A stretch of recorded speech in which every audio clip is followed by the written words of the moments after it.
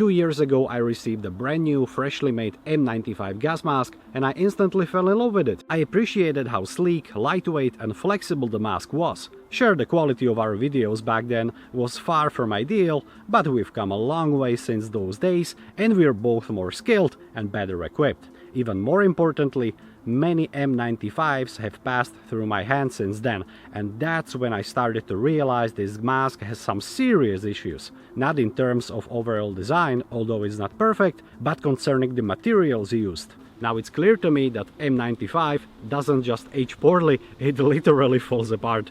My name is Andrej, I'm a civil defense instructor from Slovakia, and welcome to another CBRN Academy gas mask review. In this video, we are going to take a fresh look at two M95s made for the Slovak Armed Forces by the company Scott Safety and analyze which aspects of the masks are most affected by aging. By the way, in Slovakia these masks are known as OM99, as that's how the Armed Forces decided to name them. Both masks were produced presumably some years ago and were essentially never used. However, one was stored in a pouch by a Slovak soldier and carried along his other gear, while the other was kept sealed in a plastic storage bag until recently. First, let's talk about the highlights of the M95's design. It's impressively lightweight, weighing only 460 grams and very flexible. You can easily fold it into a compact pouch, which is great because nobody wants to carry around a heavy, rigid brick. The pouch you're seeing in the video was made specifically for M95 and it's so small you won't be able to fit in most other modern gas masks. That's how compact M95 really is. The flexibility was achieved by implementing two separate eyepieces, a common feature of similar masks like Avon FM12 or Skid Mask 90. They're made of polyamide, provide over 80% of field of view, and the manufacturer claims they're scratch and impact resistant. However, it turns out they're not. At least when it comes to scratches. Just look at the eyepieces of the M95 that was carried in a pouch during active military duty. It looks like the eyes on a hockey ring after a game. Of course, the mask doesn't have any protective outserts. There is no way to attach them to the lenses anyway, and the eyepieces are irreplaceable. Technically, they can be replaced, but only by the manufacturer or an authorized representative. Meanwhile, the eyepieces of the M95 taken from the storage bag are pristine, but that's not really surprising. The point here is that no matter how careful you are, simply using the mask will eventually leave the lenses in rough shape. M95 features two filter ports compatible with 40mm threaded NATO cartridges. The unused filter port is plugged with a removable voice diaphragm, which is the only way your voice will be able to exit the mask because of how the rest of the mask is designed. There is no filter port plug tool available, so in order to unscrew the sometimes very tight plug, you either risk chipping away your fingernails or you need to get creative and find a suitable tool to loosen it. Who would have thought that USB sticks can be so universal? Whatever tool you decide to use, just pick something made of plastic and definitely not a sharp metal object. The USB stick I used is made of both plastic and metal, and I used the plastic cover side to pry out the plug/voice diaphragm. The facepiece is made of halogenated butyl rubber. The rubber isn't as glossy as on other masks and its surface is more matte compared to the smooth, shiny rubber used by other manufacturers. Appearances aside, I don't doubt that it provides excellent protection against all known chemical warfare agents, just like any other CBRN gas mask. The problem here is that the mask doesn't come with any face form for proper storage. The M95, which was supposed to be technically still new, has already slightly deformed facepiece, causing one side to bend inwards. Not to mention the obviously deformed edges where the mask seals against your temples. I just hope this won't become a problem when I try to put the mask on, as the edges might end up sitting incorrectly on my face. We'll see. The other M95 facepiece is actually not deformed at all, even though the mask is in a far worse shape overall. The mask comes in two sizes, small and medium. I can only assume both of the masks I have are size medium because there is no marking on the facepiece, both on the outside or on the inside. There is a mask designation embossed on the right cheek, and on the inside of the mask, part numbers on the oral nasal cup and the head harness,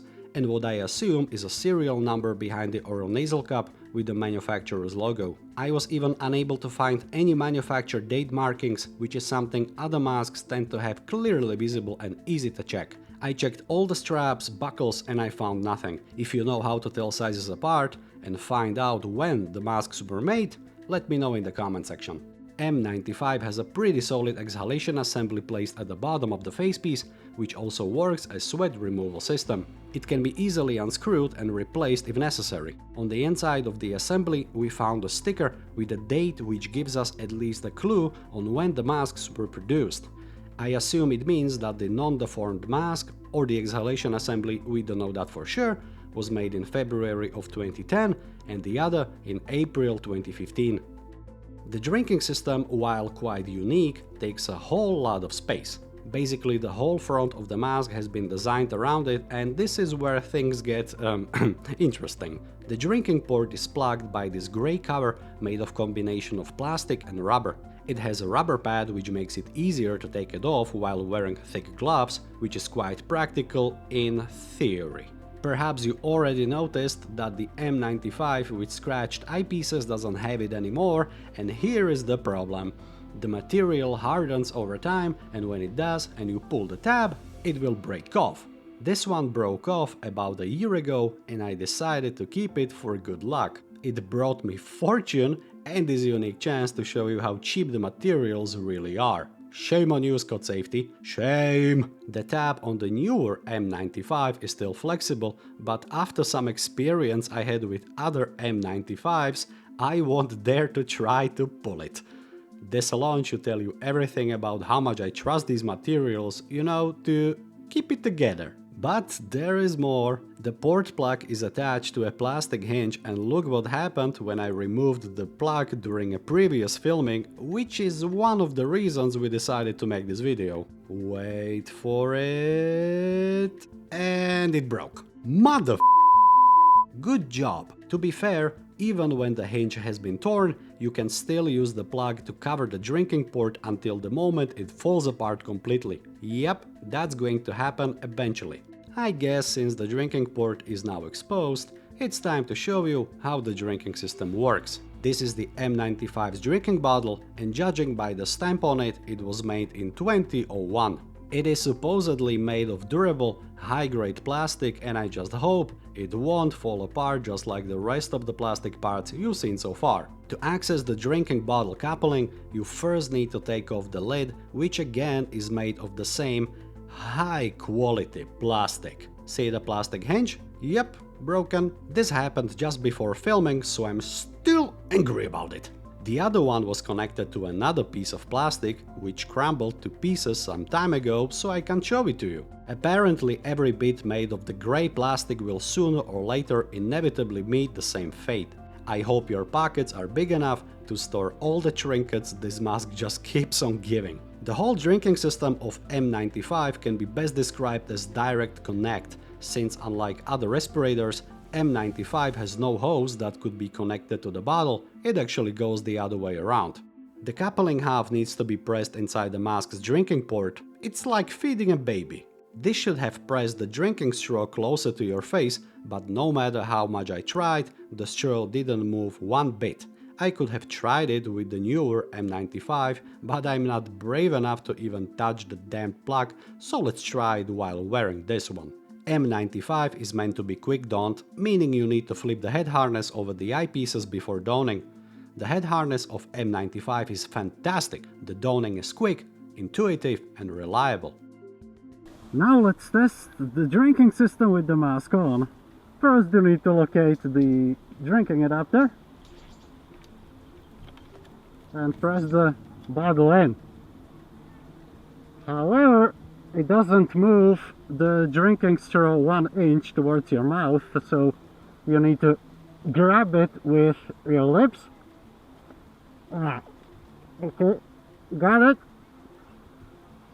And no matter how much I press it in, there is no water flowing. The trick is you need to bite the tube. And now the water flows.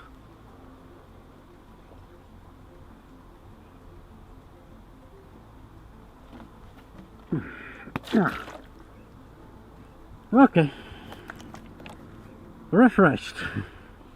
To take the mask off, you need to loosen the bottom straps, which goes very smoothly.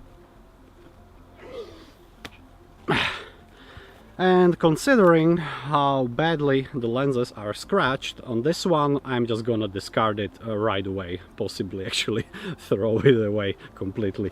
For a gas mask which disintegrates in a matter of just a few years, the inside of the facepiece features everything you would expect from a decent respirator.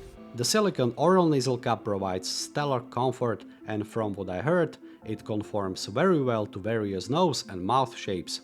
Replaceable components, including the drinking tube, air guide and inlet valves, are molded into a distinct green color to clearly differentiate them from non-serviceable parts.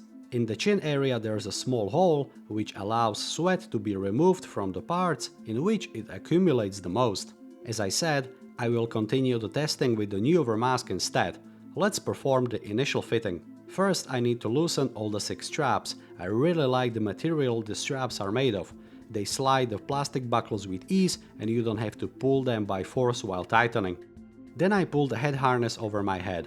It's important to make sure the mask sits comfortably on your face before tightening the straps. No matter what mask you use, always start with the bottom straps, then proceed with the middle ones, and finally tighten the top 2 straps.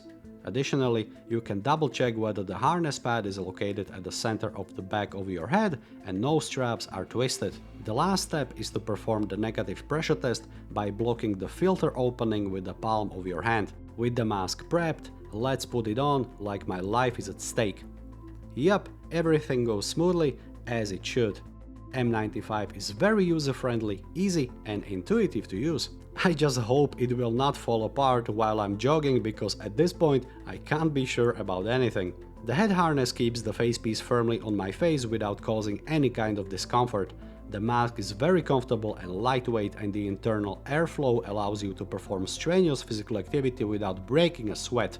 Well, there's actually a lot of sweating happening right now, so perhaps I could have chosen a different figure of speech, but that's the case with every gas mask you wear. The point is, there is nothing I could list as a negative while running in M95. It truly excels in the comfort department. There's absolutely no fogging on the eyepieces, my vision is crystal clear, but that's only because I swapped the M95 with scratched lenses for the new one.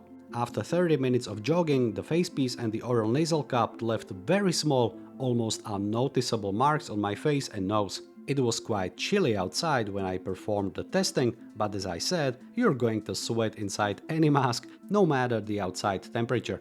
Of course, it would be much worse during hot summer days. M95 is very comfortable. I dare to say actually extremely comfortable. But does it even matter when it eventually falls apart? With all the things we now know about M95, no amount of positive attributes can redeem the fact certain parts are made of very cheap materials. Let's also not forget about the eyepieces being prone to getting scratched very easily. I know that no mask lasts forever, but this one really takes the cake. If we were to find even remotely similar issue with mirror masks, we would make fun of them for years to come, and I'm quite certain people at Scott Safety knew about the problem for a very long time and did nothing to fix it. We gave negative ratings to gas masks for far less serious issues, so my sentiments towards M95 aside, I have to say that this mask is nothing short of disposable. To me, the whole experience with various M95 masks has been a very valuable lesson. Sure, it performs and looks great if you get one fresh out of the factory, but a few years later, the quality of the materials starts to show. Frankly, I'm going to get rid of all the ones I have. What could have been a timeless gas mask turns out to be a huge disappointment. Alright folks, thanks for watching. What are your thoughts on the build quality of M95? Is your experience with the mask the same as mine? Do you know any other gas mask with similar self-disintegrating features? Let me know your thoughts in the comments below, don't forget to like and subscribe, and I'll see you next time on CBRN Academy.